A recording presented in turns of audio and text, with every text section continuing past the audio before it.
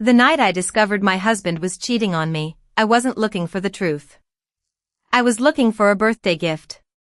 Daniel and I had been married for 11 years. From the outside, our marriage looked perfect.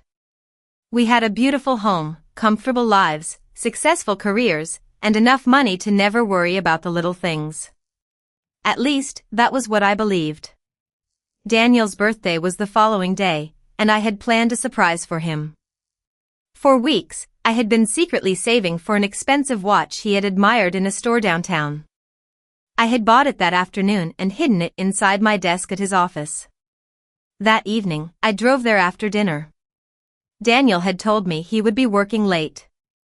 I believed him. The building was almost empty when I arrived. Most of the lights were off, and the receptionist had already gone home. I used my key card and walked toward Daniel's office. Then I heard voices. I stopped. One voice belonged to Daniel. The other was a woman's. At first, I couldn't understand what they were saying. Then I heard her laugh. My heart sank. I knew that laugh. It belonged to Jessica, my younger sister. I slowly walked toward the half-open door. Through the gap, I saw Daniel standing beside his desk. Jessica was sitting on the edge of it. They were looking at each other. Not like coworkers. Not like friends. Like two people who had forgotten the rest of the world existed. I pushed the door open. Both of them froze. Daniel's face went completely pale. Jessica stood up so quickly that she nearly knocked over a glass of wine. Emily. I looked from one to the other. Then I noticed the second glass. A bottle of wine. Jessica's purse. And Daniel's hand resting on her waist. I felt something inside me break. But strangely, I didn't scream. I didn't cry. I simply asked, "How long?" Daniel looked down. "Emily, please. How long?" Jessica started crying. Daniel finally whispered, 6 months. 6 months. I almost laughed. 6 months of family dinners. 6 months of Jessica coming to our house and hugging me. 6 months of Daniel kissing me goodnight after spending his evenings with my sister. I looked at Jessica. "Did you ever feel guilty?" She wiped her tears. "I didn't mean for this to happen." "That isn't an answer." She said nothing. I turned toward Daniel. "And you?" "I love you." Those words hurt more than anything else. "You love me?" "Yes." "Then why were you touching my sister?" He had no answer. I reached into my purse and pulled out the small gift box. I placed it on his desk. "I bought this for your birthday." Daniel stared at it. "Emily. Keep it." I turned around and walked out. Neither of them followed me. The drive home was silent. I expected tears. They never came. Instead, I felt strangely calm. When I arrived home, I noticed an envelope lying on the doorstep. There was no name. No return address. Just my first name written across the front. I opened it. Inside was a photograph. Daniel and Jessica were standing outside a hotel. They looked happy. The date on the photograph was 3 months earlier. I stared at it. Daniel had told me the affair started 6 months ago. So why had someone taken this picture? And why had they sent it to me? I turned the photograph over. 6 words were written on the back. "This is only the beginning, Emily." My hands went cold. Someone had been watching them. Someone knew about the affair. But apparently, they knew much more than I did. I looked at the dark windows of my house. For the first time that night, I realized something terrifying. Maybe the affair wasn't the real betrayal. Maybe it was only the first piece of a much bigger secret. And whoever had sent me that photograph wanted me to find it. I didn't sleep that night. I sat at the kitchen table with the photograph in front of me, staring at the 6 words written on the back.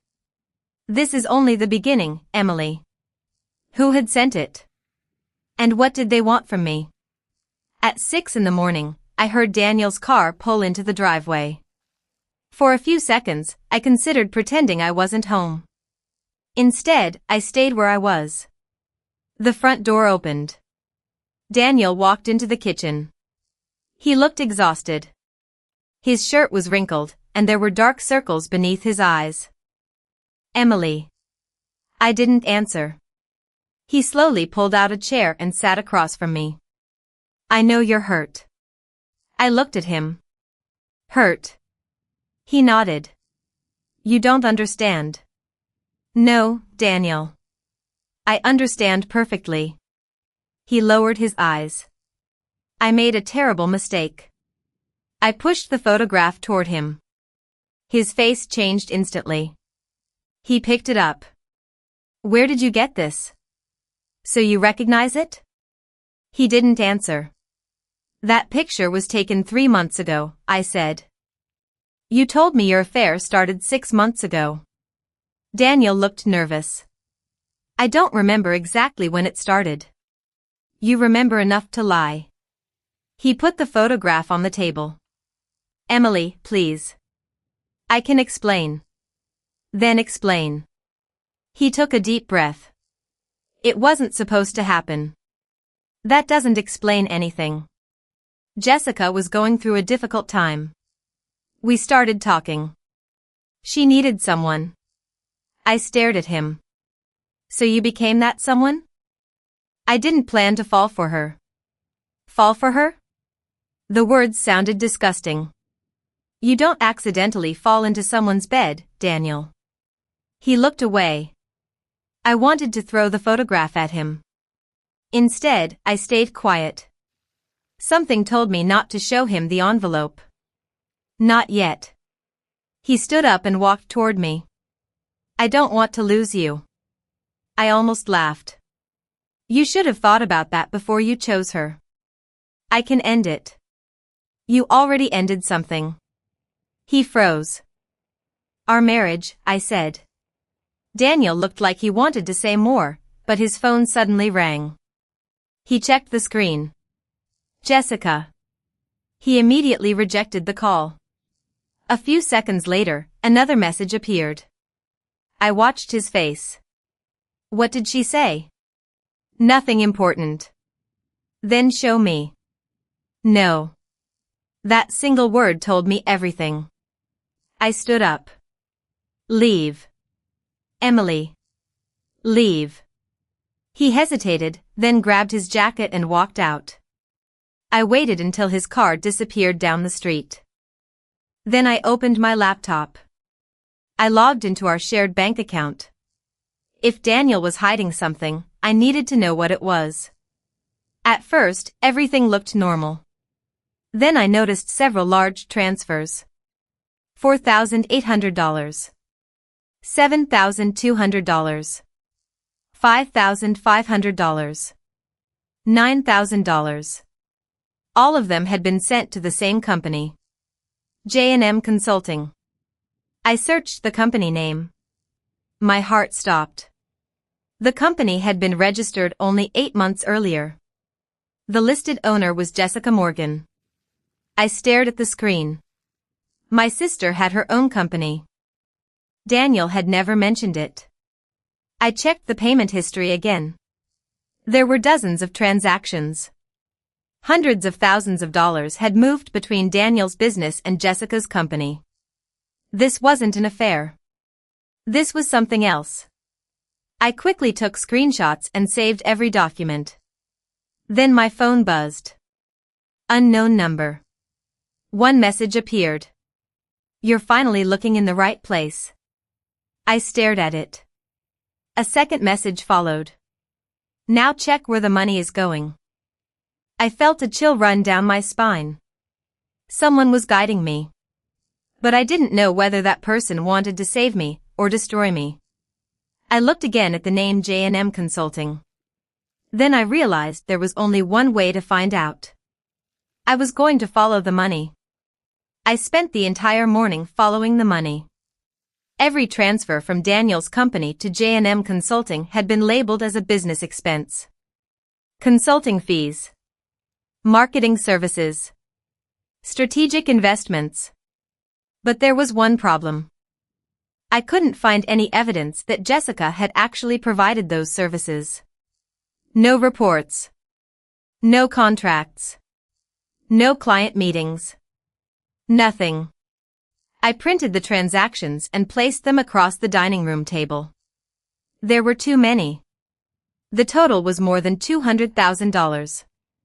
My husband had given my sister over $200,000 behind my back. I felt sick. Then I noticed something strange. Most of the transfers had happened on Fridays. Almost every Friday, the same amount had been sent. $12,000. $15,000. $18,000. It looked almost like a salary. But Jessica wasn't Daniel's employee. She was supposedly an independent consultant. I called Michael. He answered immediately. Emily? I need your help. What happened? I found financial transfers between Daniel and Jessica. How much? Over $200,000. There was a long silence. Are you sure? I have the records. Don't confront Daniel. I wasn't planning to. Good. Because if he's hiding money, there may be more. I know. Michael paused. Do you have access to his business computer? Not directly. Then we need another way. That afternoon, I drove to Daniel's office. I told his assistant I had forgotten some personal documents. She let me in. Daniel wasn't there. I went straight to his desk. I opened the drawers. Nothing. Then I noticed a small key taped underneath the bottom drawer. I pulled it free.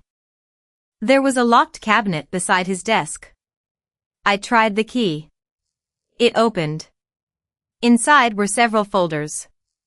One was labeled J&M Consulting. I took it out. The first page was a contract between Daniel's company and Jessica's. But as I read it, I realized something was wrong. The signature on Jessica's side looked strange. I had seen my sister sign documents before. This wasn't her handwriting. Someone had forged her signature. I took photographs of the contract. Then I found something even worse. A second agreement. This one transferred ownership of several properties. One of those properties was our vacation house. Another was an apartment I had purchased before our marriage. According to the document, both properties were being transferred to J&M Consulting. My heart started pounding. Daniel wasn't just cheating on me. He was preparing to take everything I owned. I quickly photographed every page. Then I heard footsteps outside the office. I closed the cabinet and returned the key. The door opened. Victoria Hayes walked in. Daniel's business partner. She stopped when she saw me. Emily? Hi, Victoria. She looked nervous.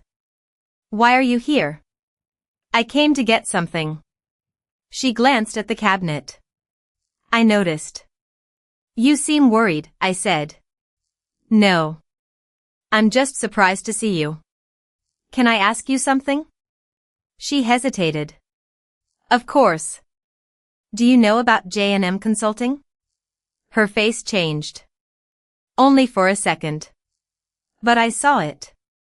I've heard the name. Do you know who owns it? She looked at me. Jessica. I nodded. Do you know why Daniel has been sending her money? Victoria didn't answer. Victoria? She sighed. You need to be careful. With Daniel? With everyone around you. That was the second time someone had told me the same thing. I stepped closer. Do you know what's happening? Victoria looked toward the hallway. Then she lowered her voice. Your husband isn't doing this because he loves your sister. I felt my stomach tighten. Then why?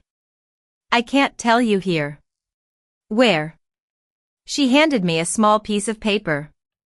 An address was written on it. Come tonight. Alone. Then she walked away. I stared at the address. For the first time, I understood that my husband's affair was only the surface. There was a much bigger plan underneath it. And tonight, I was finally going to learn what that plan was. At 8 that evening, I parked 2 blocks away from the address Victoria had given me. It was an old office building on the edge of downtown. I checked my phone. No messages. For a moment, I wondered if I was making a terrible mistake. Then I walked inside. Victoria was waiting on the second floor. She locked the door behind me. You came alone? Yes. Good. She looked exhausted. Emily, I don't know how much Daniel has told you. Almost nothing. Victoria nodded. That's because he knows the truth would destroy him. She placed a folder on the table. I opened it. Inside were copies of financial records. These payments weren't going to Jessica, Victoria said. I looked at her. What? J&M Consulting is only a shell company. I turned another page. The money had been transferred from J&M into 3 different accounts. One belonged to Jessica. The other 2 belonged to companies I had never heard of. Who owns them? Victoria looked directly at me. Daniel. My heart sank. He created the companies to hide money from you. I stared at the documents. How much? Almost $1 million. I couldn't speak. Victoria continued. And there's more. She pulled out another document. This was the original plan. I read it. Daniel intended to convince me to sign a divorce settlement that would transfer our shared assets into J&M Consulting. Then he would claim that the company had financial problems. I would be left responsible for the debts. I looked up. He planned to make me responsible for everything? Yes. I felt tears burning my eyes. Not because I loved him anymore. Because I couldn't believe I had spent 11 years trusting someone capable of this. Then Victoria said something that changed everything. Jessica knows. I closed the folder. So they're working together. Yes. I stood up. Then they made one mistake. Victoria frowned. What mistake? I looked at her. They assumed I would fight emotionally. I picked up the folder. I won't. That night, I went home and acted as if nothing had happened. When Daniel came home, I smiled. He looked surprised. Are you okay? I nodded. I've been thinking. About us? Yes. I took his hand. I think we should talk about divorce. His eyes widened. For the first time, I saw exactly what he had been waiting for. And I realized he believed he had one. He had no idea that I had just started playing the game. Daniel stared at me for several seconds. You want a divorce? I nodded. He tried to hide his excitement, but I saw it. That tiny smile. That brief relaxation in his shoulders. He had been waiting for this. I think it's the right thing, I said quietly. Daniel reached across the table and took my hand. I don't want us to become enemies. I almost laughed. Instead, I squeezed his hand. Neither do I. He looked relieved. I'll make sure you get what you deserve. I looked into his eyes. I'm sure you will. That night, Daniel slept peacefully. I didn't. While he was asleep, I sat in my home office and made copies of every document Victoria had given me. I sent one copy to Michael. Another went to a lawyer. I also created a private account and moved the money that was legally mine. I didn't touch anything that belonged to Daniel. I wanted everything to be clean. Everything documented. Everything impossible to challenge. The next morning, Daniel told me he had already contacted a divorce lawyer. She's very experienced, he said. What's her name? Rebecca Collins. I recognized the name. Rebecca was known for handling complicated financial divorces. Daniel was moving quickly. Exactly as I expected. That's fine, I said. He smiled. You're making this surprisingly easy. I looked at him. Am I? He didn't notice the meaning behind my words. That afternoon, I met Michael. He had reviewed the documents. Emily, this is bigger than we thought. I know. The forged signatures alone could put them in serious trouble. I don't want revenge just for the sake of revenge. Michael nodded. What do you want? I looked down at the table. I want the truth exposed. Then my phone rang. It was Victoria. Emily, we have a problem. What happened? Daniel knows someone has been investigating the transfers. My heart stopped. How? I don't know. Does he know about me? No. But he's getting suspicious. I stood up. Where are you? I'm at the office. Leave immediately. There was silence. Then I heard something in the background. A door closing. Victoria whispered, someone is here. The call ended. I tried calling back. No answer. I looked at Michael. We need to find her. Before we could leave, my phone buzzed. A message appeared from an unknown number. You should have stayed out of this. Then another message arrived. Victoria won't be able to help you anymore. I stared at the screen. Michael took the phone from my hand. Emily. I knew what he was going to say. This was no longer just a divorce. Someone was willing to threaten people to protect the secret. And now I was next. I couldn't stop thinking about Victoria. After the anonymous messages, I expected Daniel to come home and confront me. Instead, he acted completely normal. That scared me more. He kissed my forehead and asked what I wanted for dinner. I smiled and pretended everything was fine. I don't know. Whatever you want. He nodded. Tomorrow, we can meet the lawyer. Sure. He walked upstairs. I waited until I heard the shower running, then called Michael. Any news? Nothing. Can we find Victoria? I already tried. Her phone is off. I closed my eyes. Then we need another way. The next morning, Daniel drove me to his lawyer's office. Rebecca Collins greeted us with a polite smile. She placed several documents in front of me. These are preliminary divorce papers, she explained. I looked at them without touching them. Daniel leaned toward me. You don't have to read everything now. I smiled.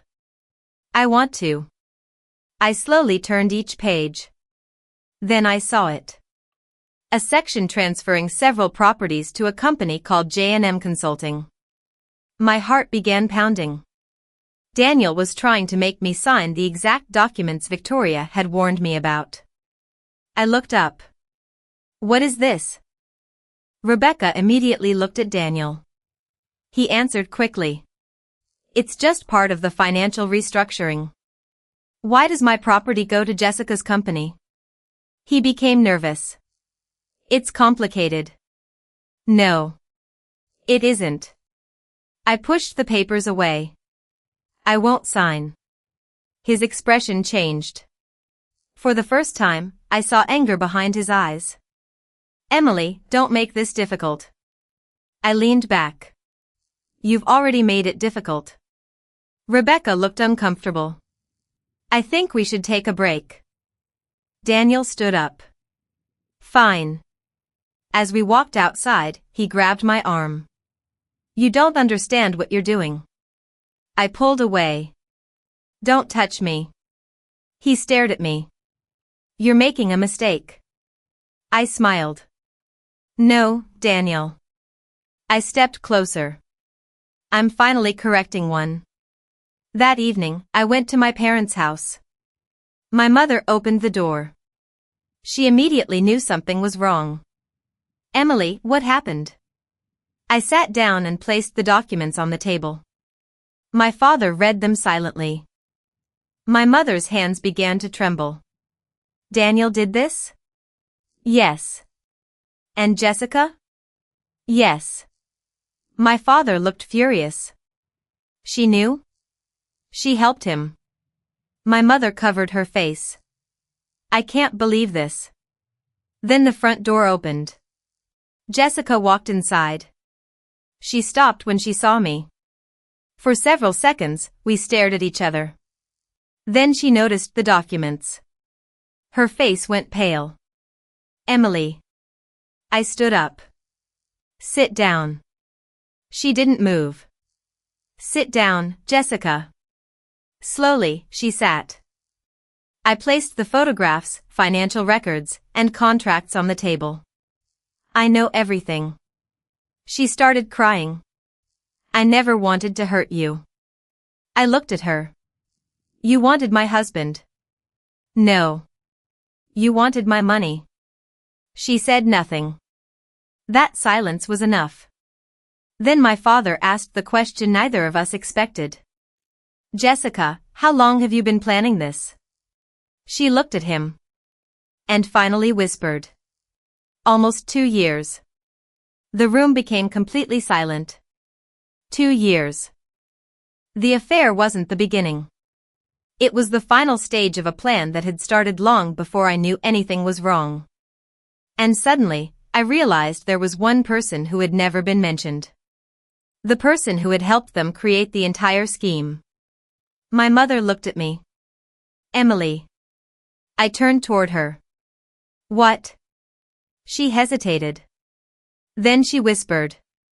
"There's something else you need to know about your father." I looked at my mother. "What does Dad have to do with this?" My father remained silent.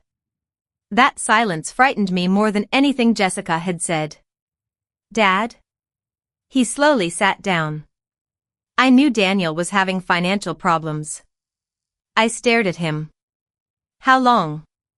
"About a year." "And you never told me?" "I thought I could fix it." My mother interrupted. "You tried to help him."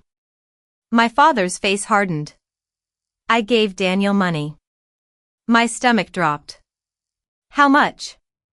"Enough to keep his company alive." I looked at the documents on the table.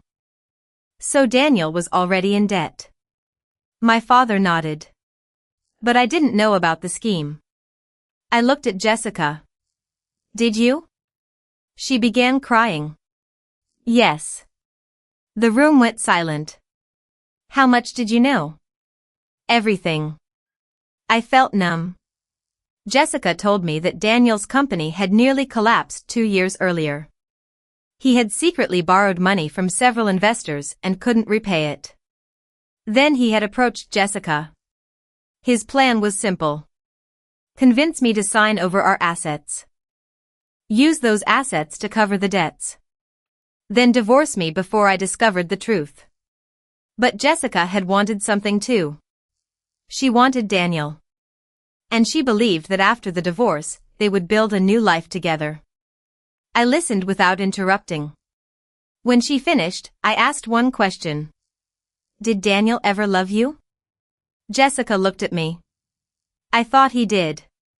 That answer almost broke me. Not because I felt sorry for her. Because I realized how easily Daniel had manipulated both of us. My phone suddenly rang. It was Victoria. I answered immediately. "Victoria?" Her voice was weak. "Emily, listen carefully." "Where are you?" "I'm safe." I closed my eyes in relief. "I thought something happened to you." Daniel found out I was helping you. Where are you? I can't tell you. Why? Because he has people watching me. My heart raced. What should I do? Go to your lawyer tomorrow morning. Why?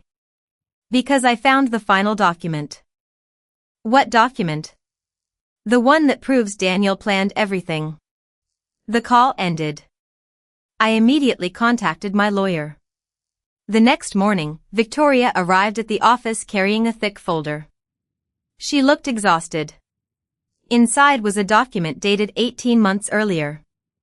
It contained Daniel's original plan. There was one line that made my blood run cold.